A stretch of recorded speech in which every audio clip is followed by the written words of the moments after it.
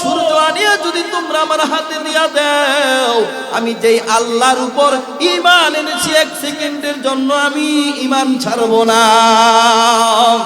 আল্লাহু আকবার। এ মক্কার কাফের তোমরা বলো আল্লাহ ছাড়া কোনো মাবুদ নাই নাই নাই, এটার সাক্ষী তোমরা দাও, তোমরা বলো আল্লাহ ছাড়া কোনো মাবুদ নাই।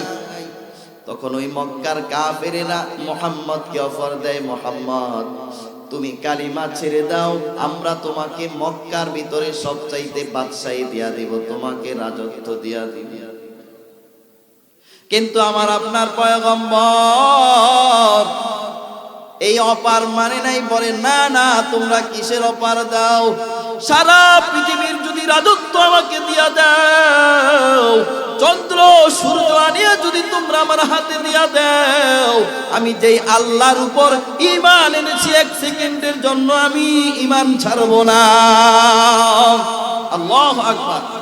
কয়েকজন সাহাবীকে ওই রোম সম্রাটের দেশে দাওয়াত দেওয়ার জন্য পাঠাইলেন। আব্দুল্লাহ ইবনে হুযাইফাকে নেতা বানায়া, প্রতিনিধি বানায়া 10 থেকে 15 জন সাহাবীকে তারা ওই রোম দেশে পাঠায় ঈমানের দাওয়াত দেওয়ার জন্য। ওই রোম দেশের বাদশা ছিল একজন নাস্তিক, তিনি ছিলেন অমুসলিম কাফের আহলে কিতাব। বাদশাহ নামদার বাদশাহ খবর পেলেন যে কয়েকজন মুসলমান তার রাষ্ট্রের ভিতরে আসছেন, কয়েকজন মুসলমান।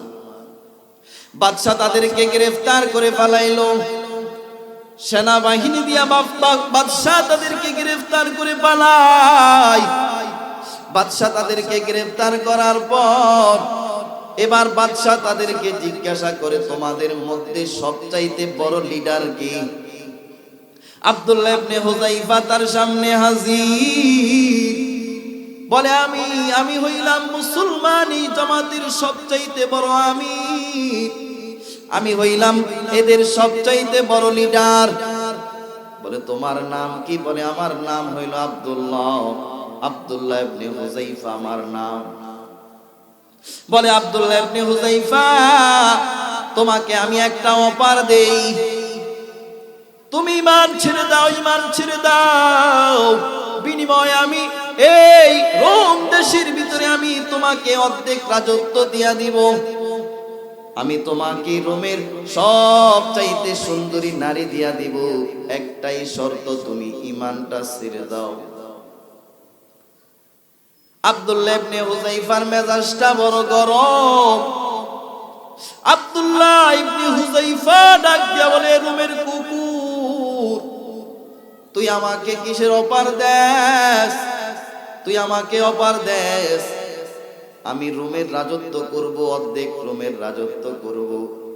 তুই কান খুলে শুনে রাখ, তুই যদি আমার এক হাতে চন্দ্র এক হাতে সূর্য এনে দেস, তারপরও আমি 1 সেকেন্ডের জন্য আমি ঈমানকে পালাইব না, ঈমান ছাড়ব না। এই আওয়াজ, এতগুলা মানুষ এখন যদি বলতো যে রাজনীতি একটা মিছিল আছে, কতক্ষণ স্লোগান দেন, তো এতে এক একজনে নাইচা নাইচা স্লোগান দিতেন, আওয়াজের ঠেলা রতনপুর বাজারের দিন শান্তির একটা আওয়াজ দেয়। আর একটু জোরে বলেন ইমানি আওয়াজ, সুবহানাল্লাহ, নারে তাকবীর। একটু আওয়াজ বের হচ্ছে। আব্দুল্লাহ ইবনে হুযাইফা ডাক দিয়া বলেন, হে রোমের কুকুর, তুই আমারে কিসের অফার দাও? তোমার অফার আমি মানব না, 1 সেকেন্ডের জন্য আমি ঈমান ছাড়ব না, ছাড়ব না, ছাড়ব না। এবার রোমের বাদশা চিন্তা করলো তাকে এইভাবে কাজ হবে না, তাকে শাস্তি দিতে হবে। এই মুসলমান ইমানদার সর্বপ্রথম লোভ দিয়া শুরু করলো, আমার আপনার পয়গম্বর মুহাম্মদুর রাসূলুল্লাহ সাল্লাল্লাহু আলাইহি ওয়াসাল্লাম যখন ঈমানের দাওয়াত দেয়, যখন কালিমার দাওয়াত দেয়, মানুষের মাঝে যখন তিনি পৌঁছায় লা ইলাহা ইল্লাল্লাহ মুহাম্মাদুর রাসূলুল্লাহ, এ মক্কার কাফের তোমরা বলো আল্লাহ ছাড়া কোনো মাবুদ নাই এটার সাক্ষী তোমরা দাও, তোমরা বলো আল্লাহ ছাড়া কোনো মাবুদ নাই। তখন ওই মক্কার কাফেরেরা মুহাম্মদকে অফার দেয়, মুহাম্মদ তুমি কালিমা ছেড়ে দাও, আমরা তোমাকে মক্কার ভিতরে সবচাইতে বাদশাহী দিয়া দিব, তোমাকে রাজত্ব দিয়া দিব। কিন্তু আমার আপনার পয়গম্বর এই অপার মানে নাই, বলে না না, তোমরা কিসের অপার দাও? সারা পৃথিবীর যদি রাজত্ব আমাকে দিয়া দাও, চন্দ্র সূর্য আনিয়ে যদি তোমরা আমার হাতে দিয়া দাও, আমি যেই আল্লাহর উপর ঈমান এনেছি এক সেকেন্ডের জন্য আমি ঈমান ছাড়বো না। আল্লাহু আকবার। আব্দুল্লাহ ইবনে হুযাইফার প্রতি ভয় আক্রমণ শুরু করে দিল। এবার ওই রোমের বাদশা ডাক দিয়া বলে, আব্দুল্লাহ ইবনে হুযাইফাকে যেই অফার দিলাম, এই অফারে তো কাজ হবে না, তাকে এবার ভয় দেখাও। আব্দুল্লাহ ইবনে হুযাইফাকে ডাক দিয়া বলেন, তাকে একটা ঘরের ভিতরে বন্দি করে পালাও, এক সপ্তাহ পর্যন্ত তার খানা পানা বন্ধ করে দাও। এক সপ্তাহ পর্যন্ত তার খানা বন্ধ, একটা রুমের ভিতরে তাকে আটকায় রাখে। এক সপ্তাহ পর বাদশা ডাক দিয়া বলে, দেখো আব্দুল্লাহ ইবনে হুযাইফার কি অবস্থা। এক সপ্তাহ পর একটা রুমটা খুলিয়া ডাক্তার সাহেব বলে, এই রোমের বাদশা আব্দুল্লাহ ইবনে হুযাইফা তো দুর্বল হয়ে গেছে, খানার কারণে অনেক দুর্বল হয়ে গেছে, তার পেটে বড় ক্ষুধা, তিনি খানার কারণে বড় দুর্বল। এবার আব্দুল্লাহ ইবনে হুযাইফাকে বলে, ওই বাদশা বলে, তাকে খাবার দাও, তাকে খাবার দাও। তাকে কি খাবার দিবে? বলে, তাকে শুকরের গোশত দেওয়ার মদযুক্ত পানি দাও। তাকে শুকরের গোশত দেওয়া হলো, মদযুক্ত পানি দেওয়া হলো। আর বলে, এগুলা হইল শুকরের গোশত। যখন আব্দুল্লাহ ইবনে হুযাইফার কানে আওয়াজটা পৌঁছে যায়, আব্দুল্লাহ ইবনে হুযাইফা বলে, তোমার খানা তুমি নিয়ে যাও, তোমার পানি তুমি নিয়ে যাও, আমি এই খানাও খাবো না, এই পানিও খাবো না। আব্দুল্লাহ ইবনে হুযাইফার ঈমানটা যেন আরো দ্বিগুণ বেড়ে গেল। বাদশা শোনার পর বলে, বাদশা আব্দুল্লাহ ইবনে হুযাইফা তো পানিও খায় নাই, তিনি শরবত পান করে নাই, গোশত খায় নাই, কি করা যায়? বলে, আব্দুল্লাহ ইবনে হুযাইফাকে শাস্তি দিলে হবে না। তার প্রজাদেরকে ডাক দিয়া বলে, তোমরা একটা পাতিলের ভিতরে গরম পানি করা শুরু করে দাও। কেউ কেউ বলে, একটা পাতিলের ভিতরে তেল গরম করা শুরু করে দাও। একটা পাতিলার ভিতরে তেল গরম করা শুরু করে দিল। তেলটি যখন টকবক টকবক করি, ওই রোমের সম্রাট, রোমের বাদশা বলে, জেলখানা থেকে 2-4 জন কয়েদি নিয়ে আস। 2-1 জন কয়েদি নিয়া ওই তেলের ভিতরে দিয়া দিল। তেলের ভিতরে দেওয়ার পর তাদের গোশতগুলা গলিয়া গেল, গোশত থেকে হাড্ডিগুলা উপরে ভেসে উঠলো। আব্দুল্লাহ ইবনে হুযাইফাকে ডাক দিয়া বলে, রে আব্দুল্লাহ, এখনো সময় আছে, ঈমান ছাড়, ঈমান ছাড়। যদি তুই ঈমান না ছাড়স, তোর এই অবস্থা হবে, এই উত্তপ্ত তেলের ভিতরে তোরে ঢুকায়া দিবে।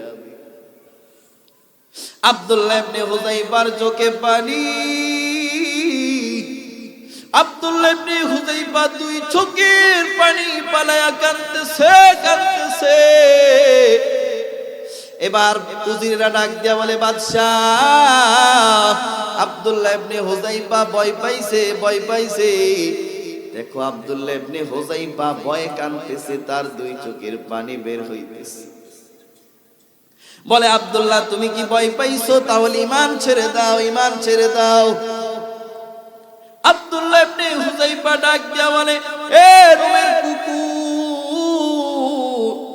তুই আমাকে কি মনে করছো? তুই আমাকে কি মনে করছো? আমি কাঁদতেছি কেন তুমি জানো? আমি কাঁদতেছি, আমার জীবনটা যদি 1000টা জীবন হয়ে যাইতো, আমার জীবনটা যদি হাজার হাজার জীবন হইতো, আর আমার এই জীবনটা যদি এই তেলের ভিতরে আল্লাহর দ্বীনের জন্য, আল্লাহর কোরআনের জন্য, আল্লাহর বাণীর জন্য যদি শহীদ হয়ে যাইতো, আমি আরো বড় খুশি হইতাম, আমি আরো দামি হইতাম। এই জন্য আমি কাঁদতেছি। আল্লাহ রাব্বুল আলামিন বলেন, ওয়ালা নাবলু আন্নাকুম বিশাইইন মিনাল খাউফি ওয়াল জু'i ওয়া নাকসিম মিনাল আমওয়াল ওয়া আনফুসি ওয়াস সামারাত ওয়া বাশশিরিস সাবিরিন। অনেক আয়াতে আল্লাহ রাব্বুল আলামিন বলেন, ওয়ালা তাকুলু লিমান ইউকতালু ফি সাবিলিল্লাহি আমওয়াত বাল আহইয়াকুম ولكن لا تشعرون।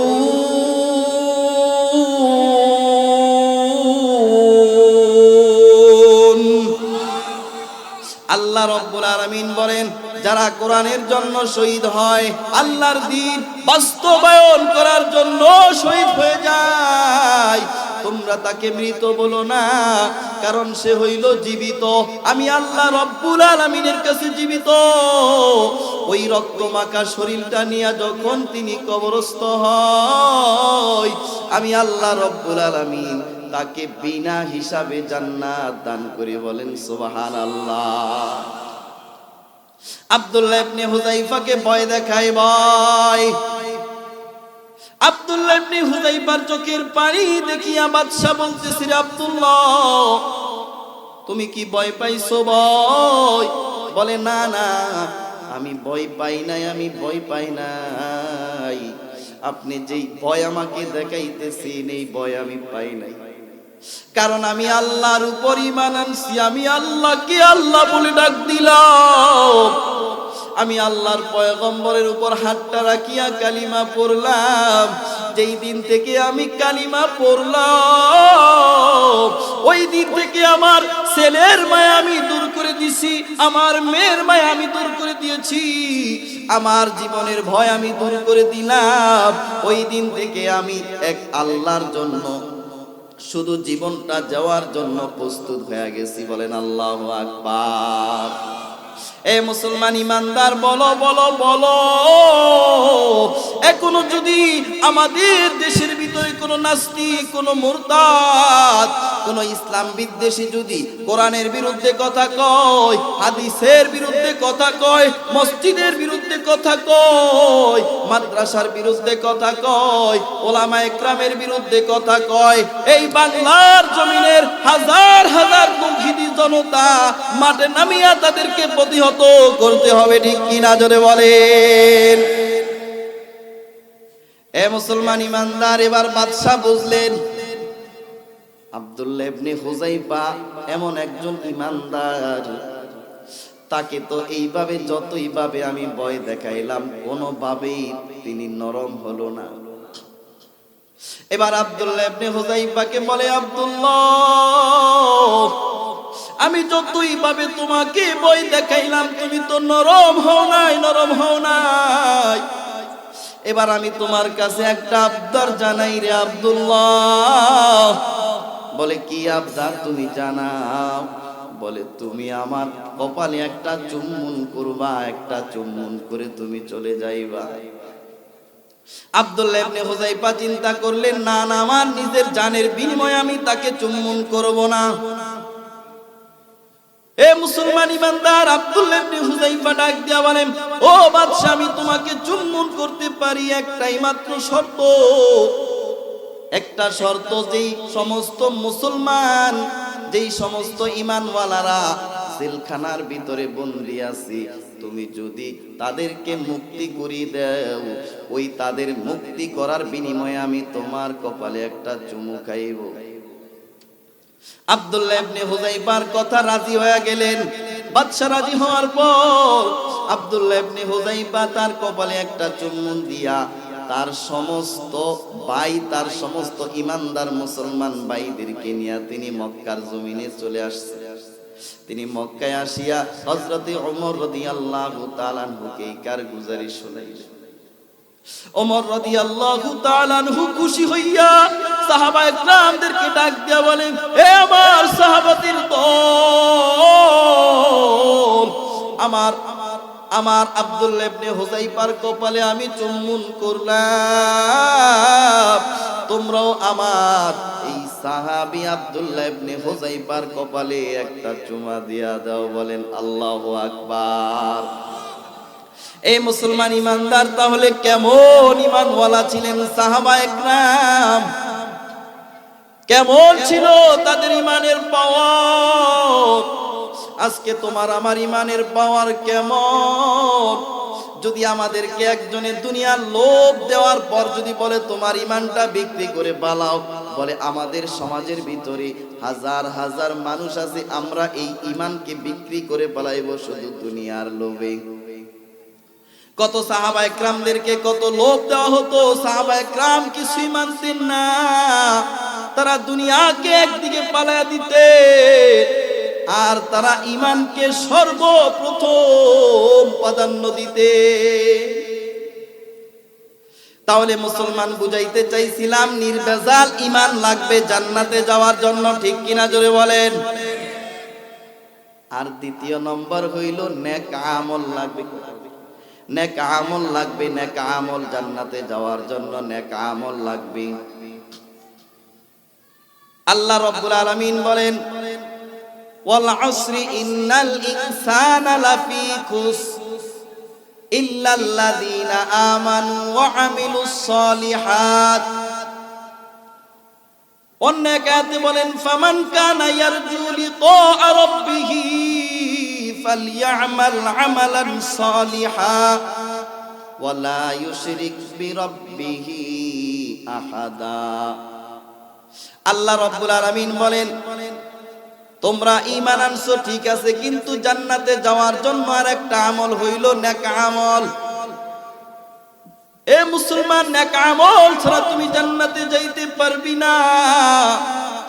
আজকে আমাদের সমাজের ভিতরে নেক আমলের বড় অভাব। আমরা মুসলমান হইছি, মুসলমান দাবি করি ঠিক আছে, কিন্তু মসজিদে আজান হয়, আমরা মসজিদে হাজির হই না, নামাজ আদায় করি না। এরে মুসলমান ইমানদার, এক ওয়াক্ত নামাজ যেই ব্যক্তি ইচ্ছাকৃত ভাবে তরক করে দেয়, 2,88,00,000 বছর পর্যন্ত জাহান্নামের আগুনে জ্বলতে হবে। মান তারাকা সালাতা মুতাআম্মিদান ফাকাদ কাফার। আল্লাহর পয়গম্বর বলেন, যে ব্যক্তি ইচ্ছাকৃত ভাবে নামাজ ছেড়ে দিল সে যেন কুফরি করলো। এই জন্য নেক আমল করতে হবে, নামাজ আদায় করতে হবে। সাহাবায়ে কেরাম যেইভাবে নামাজ আদায় করেছেন, আর ইবাদত করতে হবে খালিস ইবাদত, মুখলিস ইবাদত।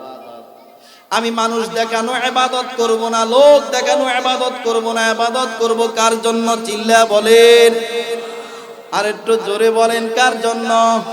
ওয়ামা উমিরু ইল্লা লিয়াবুদুল্লাহ মুখলিসিনা লাহুদ্দিন। আমি ইবাদত করব আল্লাহর জন্য, আল্লাহকে দেখানোর জন্য। আখলিস দীনাকা ইয়াকফিকাল আমালুল কলিল। আমি যদি অল্প আমল করি আল্লাহকে দেখানোর জন্য, বলেন নাজাতের জন্য ওই অল্প আমলই যথেষ্ট হয়ে যাবে। বলেন সুবহানাল্লাহ। এই নেক আমল করলে আল্লাহ রাব্বুল আলামিন জান্নাতের সুসংবাদ দিয়া দিবেন।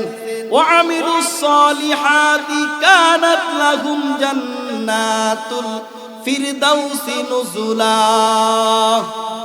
আল্লাহ রাব্বুল আলামিন ডাক দিয়া বলে, গোলাম পাক্কা ইমানদার হইবা, নেক আমল করবা, আমি আল্লাহ রাব্বুল আলামিন তোমাকে দিব জান্নাত। জান্নাত, জান্নাতের সুখ শান্তি তোমাদেরকে দিয়া দিব। কেমন জান্নাত? নেক আমলে আরেকটা ঘটনা শুনাই, জান্নাতের আলোচনা অল্প করব। আব্দুল্লাহ ইবনে মুবারক রাহমাতুল্লাহ আলাইহি, তিনি বিশ্ববিখ্যাত একজন হাদিস বিশারদ।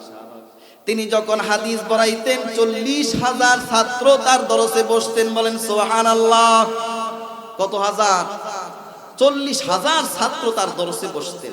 যুগের সবচাইতে বড় বুজুর্গ ছিলেন তিনি, সবচাইতে বড় আবেদ ছিলেন। আল্লামা জাস্টিস তকি ওসমানী তার কিতাবের ভিতরে লেখেন, আব্দুল্লাহ ইবনে মুবারকের শাগরিদ তাকে একদিন স্বপ্নে যুগে জিজ্ঞাসা করতেছি, ও আব্দুল্লাহ ইবনে মুবারক, কবরের ভিতরে আল্লাহ রাব্বুল আলামিন আপনাকে কেমন জান্নাত দিয়েছেন, কেমন? আমার বাড়ির সামনের একজন কামার, তিনি তার চাইতো বড় একটা জান্নাত পাইছে, বলেন সুবহানাল্লাহ। ওই লোকটা বুজুর্গ স্বপ্ন দেখার পর তিনি সারা রাত আর ঘুমায় নাই কোন রকম তিনি রাত্রিটা যাপন করছেন। সকালবেলা যখন হয়ে গেল, সকালবেলা ওই কামারের বাড়িতে যাইয়া হাজির। ও কামারের ঘরে কে আছে, তুমি কে আছো? ঘরের সামনে যায় সালাম দেয়, আসসালামু আলাইকুম। ঘরের ভিতরে কে আছো? ওই কামারের স্ত্রী তার ঘরের সামনে আসিয়া হাজির হয়ে গেল। কে আপনি? কে? বলে আমি একজন বান্দা, আল্লাহর বান্দা। বলে কেন আসছে? বলে তোমার স্বামী কি আমল করে এমন গভীর রাত্রে? তোমার স্বামীর আমলটা একটু আমাদেরকে জানায়া দাও।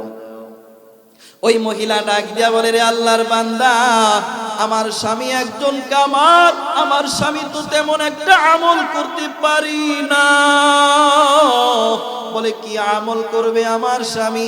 আমার স্বামী একজন কামার ছিল, কামার। তিনি দিনের বেলা অত্যন্ত গরমের কারণে তিনি দাও বটি কুড়াল খন্তা বানাইতে পারতেন না। তিনি রাত্রিবেলা তিনি খন্তার দাও বডি কুড়াল বানাই রাত্রিবেলা কাজ করে হালাল রিজিক তালাশ করার জন্য তিনি রাত্রিবেলা কাজ করতেন, দিনের বেলা কাজ করতে পারতেন না। কিন্তু আমার স্বামীর দুইটা বৈশিষ্ট্য ছিল। একটা বৈশিষ্ট্য হলো, আমার স্বামী যখন ওই দাও কুড়াল বটি গরম করিয়া, আগুনের ভিতরে গরম করিয়া যখন হাতুড়া দিয়া বাড়ি দেয়, ওই বাড়ি দেওয়ার সময় যখন হাতুড়াটা উপরের দিকে উঠায়, এমন সময় যদি মসজিদ থেকে আজান দেয়, আল্লাহু আকবারের ধ্বনিটা যখন আমার স্বামী শুনতো, পিছনে আর ওই হাতুড়াটা সামনে আনতেন না, পিছন দিয়ে পালায়া মসজিদে চলে যাইতেন। মসজিদে যায় আল্লাহর কুদরতি পায়ে সেজদা দিতেন, আর মালিককে ডাক দিয়া বলতেন, রে আল্লাহ, মানুষ আমাকে কামার বলে, কামার কামার কামার। এরে দয়ার মালিক আমার আল্লাহ, আমি তোমার কাছে একটাই আবদার জানাই, তুমি আমাকে তোমার খাঁটি গোলাম বানায়া দিও রে আল্লাহ। এইভাবে তিনি মসজিদে দোয়া করতেন। আর একটা দ্বিতীয় নাম্বার আমল আমার স্বামীর ছিল, রাত্রিবেলা যখন তিনি দাও বটি কুড়াল বানাইতেন, পাশে হইল আব্দুল্লাহ ইবনে মুবারকের বাড়ি। তিনি গভীর রাত্রে যখন ভোর রাত হইয়া যাইত, ওই ভোর রাত্রে তিনি জাগ্রত হইয়া যায় নামাজটা লইয়া তার বাড়ির ছাদের উপর উঠে যাইতেন। ওই ছাদের উপর উঠিয়া তিনি নামাজ আদায় করতেন। কোরআন তেলাওয়াত করতেন, আলহামদুলিল্লাহি রাব্বিল আলামিন আর রহমানির রহিম মালিকি ইয়াউমিদ্দিন ইয়্যাকা না'বুদু ওয়া ইয়্যাকা নাস্তাঈন। তিনি রুকুতে যাইয়া বলতেন, সুবহানা রাব্বিয়াল আযীম। তিনি সিজদায় যাইয়া বলতেন, সুবহানা রাব্বিয়াল আ'লা। এইভাবে তিনি আল্লাহ রাব্বুল আলামিনের ইবাদত করতেন।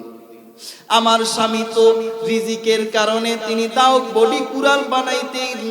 মাঝে মাঝে তিনি আব্দুল্লাহ ইবনে মুবারকের বাড়ির দিকে তাকায়া তাকায়া দুই চোখের পানি পালায়া কাঁদতেন।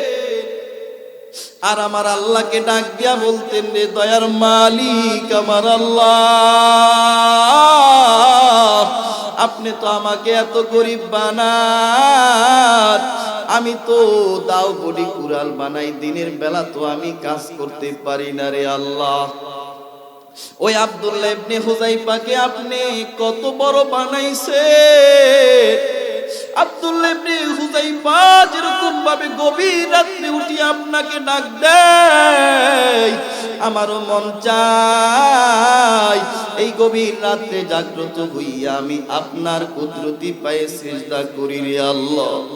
আমারও মন চায় আপনার নামের জিকির করি, আমারও মন চায় আপনাকে ডাক দে আল্লাহ। আমারও মন চাই রুকুর ভিতরে যাইয়া ডাক দেই সুবহানা রাব্বিয়াল আযীম। আমারও মন চাই সিজদার ভিতরে যাইয়া আপনাকে ডাক দেই সুবহানা রাব্বিয়াল আ'লা। কিন্তু তোমার কুদরতের কি কারিশমা, তুমি তো আমাকে এত গরীব বানাও, আমি তো মন চাইলে ইচ্ছা করলেই পারি না রে আল্লাহ। এইভাবে আমার স্বামী আফসোস করতেন আর আল্লাহ রব্বুল আলামিনের কাছে কাঁদতেন। এই দুইটা আমল আমার স্বামী করতেন। এবার ওই লোকটা ডাক দিয়া বলে, ও আল্লাহর বান্দি, আমার বুঝার বাকি নাই, বাকি নাই। তোমার স্বামী এই দুইটা আমল করার কারণে ওই যে তিনি আফসোস করতেন, যদিও আমল করতে পারতেন না, তিনি আফসোস করতেন। ওই আফসোসের কারণে আমার আল্লাহ তাকে আব্দুল্লাহ ইবনে মুবারকের চাইতো বড় জান্নাত দান করেছেন। চিল্লা বলেন সুবহানাল্লাহ।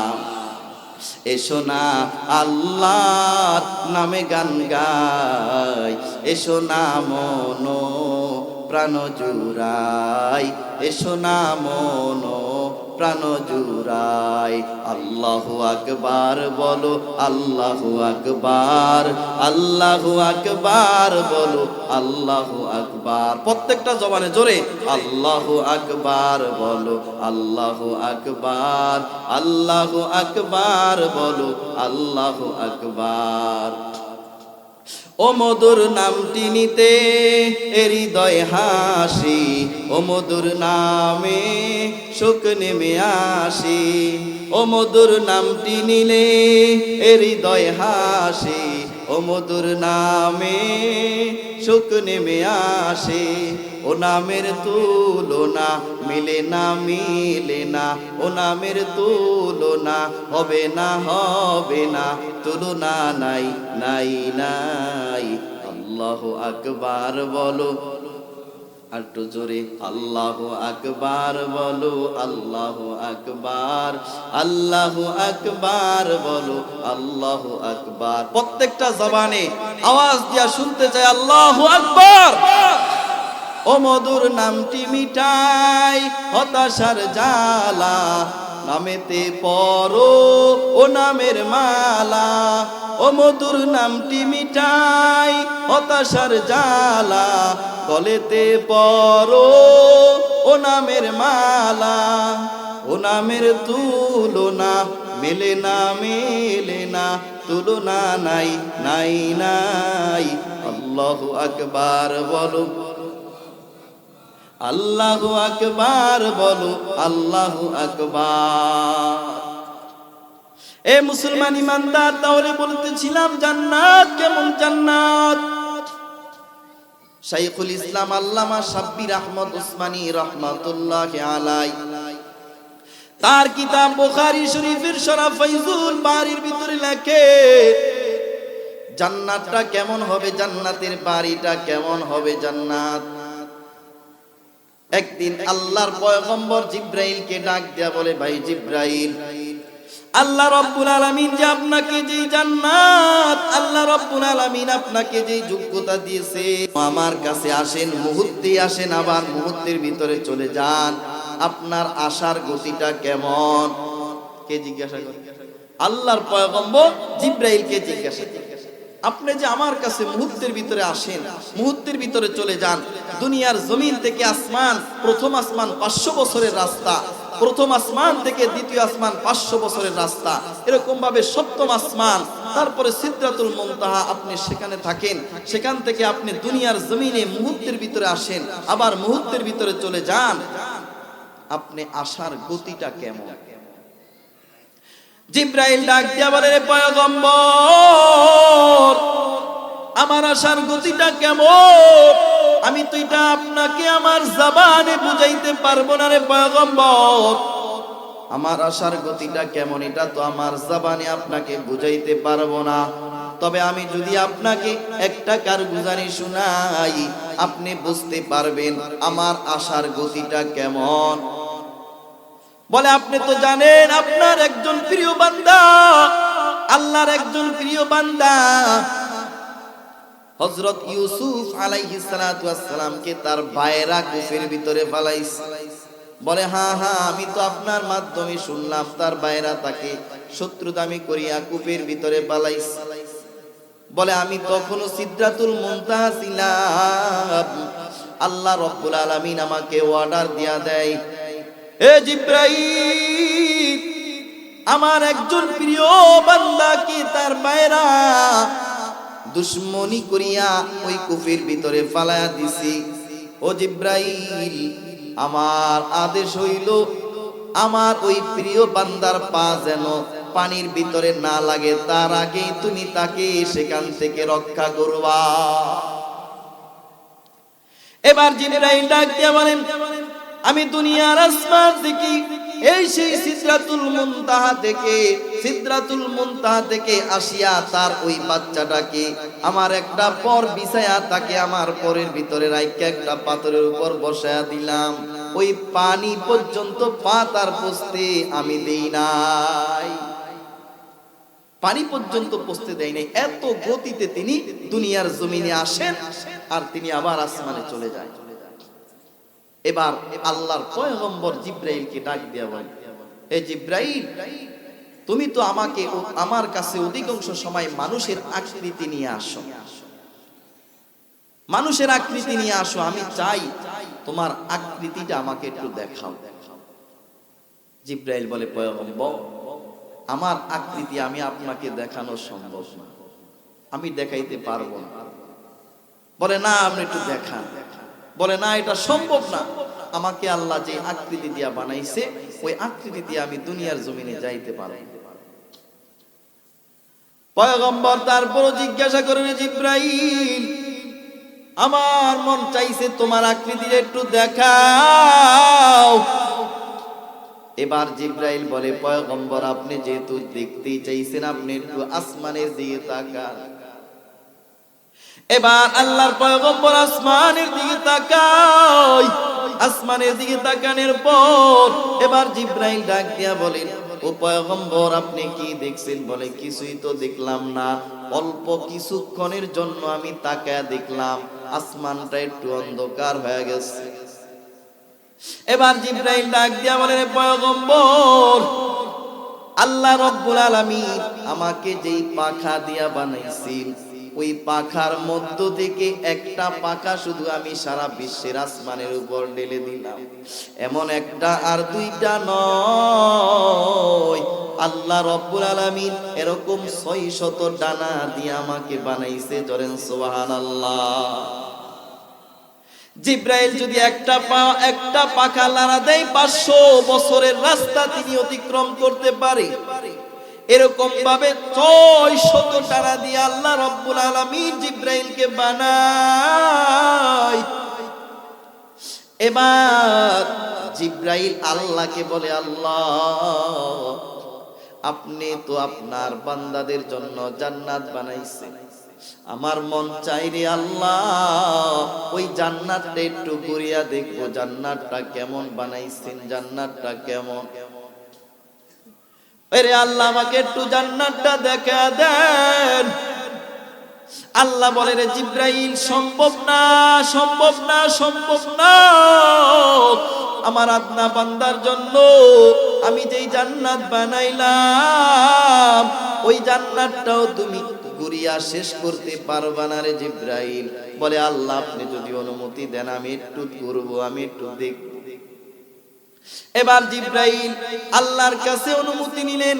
আল্লাহ রাব্বুল আলামিন জিবরাইলকে অনুমতি দিয়া দিলেন, যাও যাও, তুমি জান্নাত দেখবা, একটু দেখো। এবার জিবরাইল জান্নাত ভ্রমণ করা শুরু করে দিলেন। কিতাবের ভিতরে লেখেন 70 বছর পর্যন্ত জান্নাত ভ্রমণ করেছেন। কোন কোন মুফাসসিরিন ইকরাম বলেন 70,000 বছর পর্যন্ত জান্নাত ভ্রমণ করলেন। এবার জিবরাইল আল্লাহর কুদরতি পেয়ে সিজদায় পড়ে যায়, রে দয়ার মালিক আমার আল্লাহ, এই 70,000 বছর পর্যন্ত আমি জান্নাত ভ্রমণ করলাম, এই 70,000 বছর পর্যন্ত জান্নাত ভ্রমণ করলাম, এখনো কোন পর্যন্ত আইছি আমি জানি না রে আল্লাহ, আমি তো আর সামনের দিকে যাইতে পারি না, এবার আপনি একটু আমাকে জানায় দেন আমি কোন পর্যন্ত ভ্রমণ করলাম। এবার আল্লাহ বলেন, এ জিবরাইল, আমার আদনা বান্দার জন্য আমি যেই জান্নাত বানাইলাম ওই জান্নাতটার নাম হলো জান্নাতুন নাঈম। তুমি ওই জান্নাতুন নাঈমের 10 ভাগের 1 ভাগও তুমি অতিক্রম করতে পারে নাই। চিল্লা বলেন সুবহানাল্লাহ। তাহলে আল্লাহর এই আদনা বান্দার জন্য তিনি কেমন জান্নাত বানাইছেন। এ মুসলমান, এই জান্নাতে যাওয়ার জন্য আমরা তৈয়ার আছি কিনা জোরে বলেন। সবার নিয়ত আছে যাবেন জান্নাতে। এই আওয়াজে আল্লাহ রাব্বুল আলামিন আমাদের প্রত্যেককে আল্লাহ রাব্বুল আলামিনের জান্নাতে যাওয়ার মতো তৌফিক দান করুক, বলেন আমিন। আরেকটা বানাইছেন জাহান্নাম। বলে হাসরের ময়দানে আল্লাহ রাব্বুল আলামিন যার আমলনামা দিয়া দিব বাম হাতে। এই কোন হাতে? বাম হাতে আমলনামা পাবেন, আল্লাহ রাব্বুল আলামিন তাদেরকে ঢুকায়া দিবেন জাহান্নাম। এ মুসলমান ইমানদার, বলে জাহান্নামটা কেমন? আল্লাহ রাব্বুল আলামিন কোরআনের ভিতরে তাও বলে দিয়েছে। এ আল্লাহর বান্দা, এ যুবকের দল, এ পদ্মালের আমার মা গো, আজকে দুনিয়ার জমিনে তুমি তাই কেমন করছো? আমি দুনিয়ার জমিনে যেইভাবে চলতেছি হয়তো দুনিয়াতে বেঁচে থাকবো, কিন্তু না না, যেই দিন মালাকুল মউত আজরাইল তোমাকে ধরে পালাইবে, যেই দিন আজরাইলের কব্বরের ভিতরে তুমি পড়ে যাইবা, পরকাল তোমার সামনে হাজির হয়ে যাবে, জাহান্নাম তোমার সামনে হাজির হয়ে যাবে। আল্লাহর পয়গম্বর বলেন জাহান্নামটা কেমন হবে? জাহান্নামের আগুনের একটা বর্ণনা দিয়া শেষ করে দিতেছে। আল্লাহ রাব্বুল আলামিন ফেরেশতাকে ডাক দিয়া বলবে, ফেরেশতা, আমি যেই জাহান্নামে আগুন দিলাম এই আগুনটা তুমি 100 বছর পর্যন্ত প্রজ্বলিত করো, জ্বালাও। ওই ফেরেশতারা 100 বছর পর্যন্ত জাহান্নামের আগুনটাকে জ্বালাবে। 100 বছর পর্যন্ত জ্বালানোর পর এবার আগুনের আকৃতিটা হয়ে যাবে কালো। এবার ফেরেশতারা ডাক দিয়া বলবে, রে দয়ার মালিক, আমি তো জান্নাতের আকৃতি হয়ে গেল, জান্নাতের আকৃতি হয়ে গেল সাদা। 100 বছর পর্যন্ত আগুন জ্বালানোর পর আগুনটা হয়ে গেল সাদা। এবার আল্লাহ বলেন, না না, আমার বান্দাকে আগুনের ভিতরে দেওয়া যাবে না, আরো 100 বছর পর্যন্ত তুমি আগুনকে প্রজ্বালিত করো। আরো 100 বছর পর্যন্ত ফেরেশতারা জাহান্নামের আগুনকে প্রজ্বালিত করবেন, জ্বালাইতে থাকবেন। জ্বালাইতে জ্বালাইতে আগুনটা হয়ে যাবে লাল। এবার ফেরেশতারা ডাক দিয়া বলবে, রে দয়ার মালিক, এই যে জাহান্নামের আগুনটা 100 বছর পর্যন্ত জ্বালানোর পর এই জাহান্নামের আগুনটার আকৃতি হয়ে গেছে লাল। আল্লাহ বলবেন, না না, আরো 100 বছর পর্যন্ত আগুনটাকে তুমি জ্বালাও। আরো 100 বছর পর্যন্ত আগুন জ্বালানোর পর এবার আগুনের আকৃতিটা হয়ে যাবে অন্ধকার কালো, যাতে কিছুই না দেখা যায়। ওই আগুনটা কালো হয়ে যাবে, কালো কালো।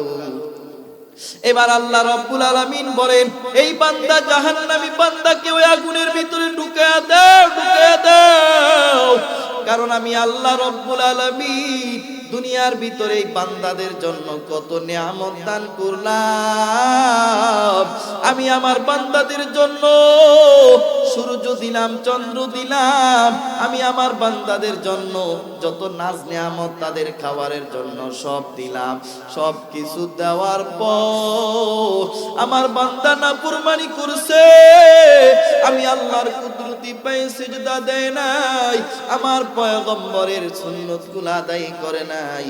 এই মুসলমান ইমানদার, এ পদ্মারের আম্মা জান, আজকে তুমি বেপরদাই চলিয়া মনে করতেছো তুমি বড় সুখে আছো। এরে আম্মা জান, না না না, ওই জাহান্নামের আগুনটা, জাহান্নামের আগুনের ভয় অন্তরের ভিতরে ঢুকাও। তুমি একজন সম্মানী মা, তোমার গর্ভ থেকে নবীরা হইছে, তোমার গর্ভ থেকে রাসূলরা হয়েছি। তোমার একটা সন্তানকে তুমি দিনদার বানাও। এ পর্দার আম্মা জান, তুমি পর্দা করিয়া চলো, বেপর্দা করিয়া চলিও না।